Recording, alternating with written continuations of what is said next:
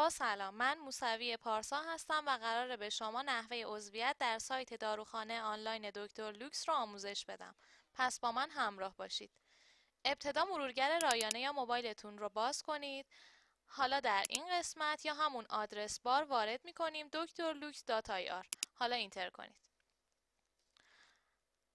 بعد از اینکه سایت کاملا باز شد، در قسمت بالای سایت روی عنوان ورود یا عضویت کلیک کنید. همینطور که میبینید در کادر مقابل از شما یک شماره تماس و رمز عبور میخواد. البته این برای زمانی هست که شما قبلا در سایت عضو شدین.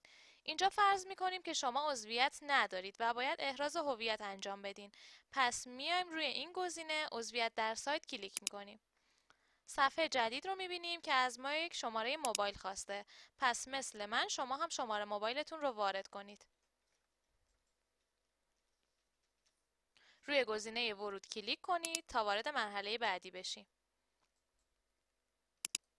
خب حالا یک کد برای گوشی شما ارسال شده که باید داخل این کادر وارد کنیم.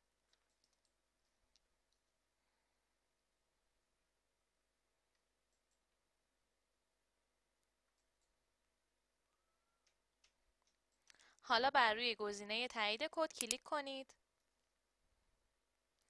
خیلی هم خوب، احراز هویت ما انجام شد.